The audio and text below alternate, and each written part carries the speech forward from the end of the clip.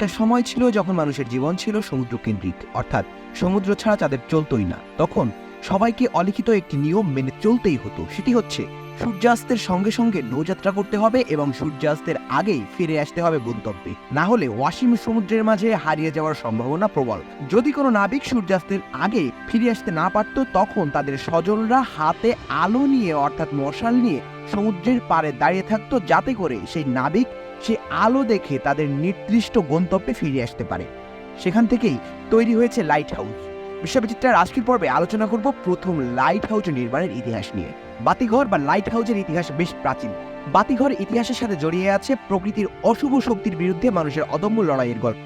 একসময় মানুষের জীবনযাত্রা ছিল অঙ্গাঙ্গিকভাবে জড়িত সমুদ্রের সাথে, যেটি আমরা একটু আগেও বলেছি। তখন বাঁচার তাগিদে মানুষ আলোর সাহায্য নিত অথবা কোনো মশাল কিংবা ইত্যাদির সাহায্যে তাদের দিক নির্দেশ করত। ঐতিহাসিকদের মতে পৃথিবীর প্রাচীনতম লাইট হাউস হলো ফবো অফ আলেকজান্দ্রিয়া। গ্রিক ভাষায় ফবো শব্দের অর্থ আলো, সেই থেকে এসেছে ফবোলজি বা বাতিঘর বিদ্যা। যিশুর জন্মের প্রায় 300 বছর আগে ফবো অফ আলেকজান্দ্রিয়া তৈরি হয়েছিল। তবে চতুর্দশ শতাব্দীতে এক ভূমিকম্পে লাইট হাউস ধ্বংস হয়ে যায় বলে ধারণা করা হয়। তবে সমুদ্রের বুকে লাইট হাউস নির্মাণ হয় তারপরই। সপ্তদশ শতাব্দীর শেষের দিকে সমুদ্রের বুকে প্রথম লাইট হাউস নির্মিত হয় ইংল্যান্ডে। আটলান্টিক মহাসাগরের যে অংশে ইংল্যান্ড এবং ফ্রান্সের মাঝে রয়েছে তাকে বলা হয় ইংলিশ চ্যানেল। সেই ইংলিশ চ্যানেলেরই এক জায়গায় একটি আধডোবা পাহাড়ে রয়েছে। এডিস্টন রক নামে পরিচিত পাহাড়টির প্লাইমাউথ বন্দর থেকে প্রায় 14 মাইল দূরে অবস্থিত। ইংরেজি এডি শব্দের অর্থ হচ্ছে ঘূর্ণি। পাহাড়টি খুবই সাধারণ, তবে পাহাড়ের কারণে এখানে সমুদ্রের পানি রুদ্র রূপ ধারণ করে। সমুদ্রের পানি এখানে প্রচন্ড ভাবে ঘুরতে থাকে, আর এই পাহাড়টির নাম এডিস্টন রক রাখা হয়েছে কারণ এর অর্থ হচ্ছে ঘূর্ণির পাহাড়। যখন জোয়ারের জলে এই পাহাড়টি ডুবে যায় তখন এটিকে চেনা মুশকিল হয়ে পড়ে। আর যদি এটির ওপর দিয়ে কিংবা এর কাছাকাছি কোনো নাবিক তার জাহাজ নিয়ে আসে, তখনই ঘূর্ণি জল তার রুদ্র রূপে ফিরে আসে এবং তাকে গিলে খায়।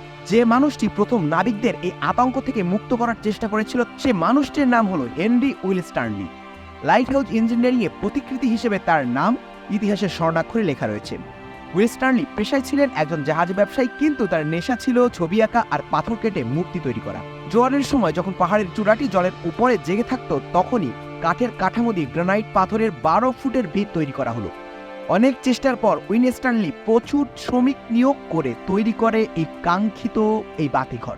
এই সময় ইংল্যান্ড আর ফ্রান্সের মধ্যে যুদ্ধ শুরু হয়। নির্মাণ কাজ তখনও শেষ হয়নি। সেই সময় বাঁচল একটি অনাকাঙ্ক্ষিত বাধা। ফরাসি সৈনিকদের হাত থেকে বাঁচতে নির্মাণ কর্মীদের রক্ষা করার জন্য উইল স্টার্নলি একটি যুদ্ধ জাহাজকে তার পাহারার জন্য রাখলো। ফলে ফরাসি সৈনিকরা পাহাড়ের দিকে যাওয়ার খুব একটা চেষ্টা করতো না। কিন্তু একদিন ঘটল অন্য এক ঘটনা। কোনো এক কারণে একদিন সেই যুদ্ধ জাহাজটি শ্রমিকদের পাহারা দেওয়ার জন্য আসতে পারেনি। পাহাড়ের কাছে কোনো যুদ্ধ জাহাজ দেখতে না পেয়ে ফরাসি সৈনিকেরা পাহাড়টি ঘিরে ফেলে এবং উইল স্টার্নলিকে বন্দী করে নিয়ে যায়। তখন ফ্রান্সের সম্রাট ছিলেন চতুর্দশ লুই। ফরাসি সৈন্যরা বন্দী উইল স্টার্নলিকে সম্রাটের কাছে নিয়ে যায়। সম্রাটটি পুরো ঘটনা শুনে ফরাসি সৈনিকদের উপর ব্যাপক ক্ষেপে যান এবং তৎক্ষণাৎ তাদের শাস্তি দেওয়ার ব্যবস্থা করেন। তারপর উইল স্টার্নলিকে প্রচুর পুরস্কার দিয়ে ইংল্যান্ড থেকে সসম্মানে ফেরত পাঠানোর ব্যবস্থা করেন। এই সময় রাজদরবারের সম্রাট এক ঐতিহাসিক চুক্তি করেন, যা আজও ইতিহাসের পাতায় অমর হয়ে আছে। তিনি বলেছিলেন, ফ্রান্সের যুদ্ধ ছিল ইংল্যান্ডের বিরুদ্ধে, মানবতার বিপক্ষে নয়। যদি বিভিন্ন দেশের রাজনৈতিকবিদরা এই কথাটি জানতেন, তাহলে হয়তো পৃথিবী জুড়ে এত সহিংসতা ছড়াতো না। থাক সে কথা।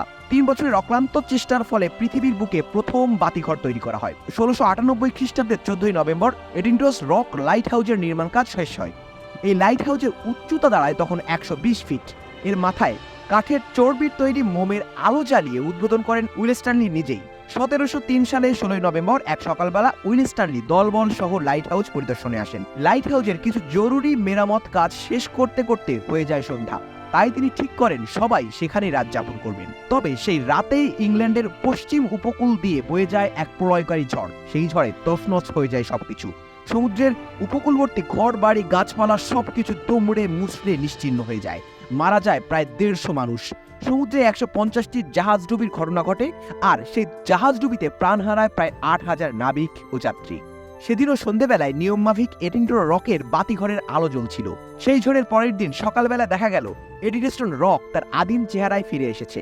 নিশ্চিহ্ন হয়ে গেছে পৃথিবীর প্রথম লাইট হাউস, এবং সেই সাথে চিরকালের মতো হারিয়ে গেছে হেনরি উইল স্টার্নলি। মাত্র 5 বছর স্থায়ী ছিল এই লাইট হাউস। তবে পৃথিবীর ইতিহাসে এটাই প্রথম লাইট হাউস, এবং যেটি দেখিয়েছিল কিভাবে কোনো ডুবো পাহাড় থেকে নাবিকদের সুরক্ষিত রাখা যায়। পৃথিবীর ইতিহাসে আজ যতই লাইট হাউস আসুক না কেন, কখনোই ফিরে আসবে না উইডোজ রকের সেই লাইট হাউস। সেই লাইট হাউসের ভিত্তিপ্রস্তরের ওপর এখন দাঁড়িয়ে আছে 1982 সালে স্যার জেমস এন ডগলাসের তত্ত্বাবধানে চতুর্থবারের মতো এই স্থানে নতুন অত্যাধুনিক প্রযুক্তির বাতিঘর নির্মাণ করা হয়, এবং তার উচ্চতা এখন 133 ফিট। বিশ্ববিচিত্রার আজকের পর্ব এই পর্যন্তই। নতুন তথ্য নিয়ে আসবে টিম বিশ্ববিচিত্রা। সে পর্যন্ত সাবস্ক্রাইব করে আমাদের সঙ্গেই থাকুন।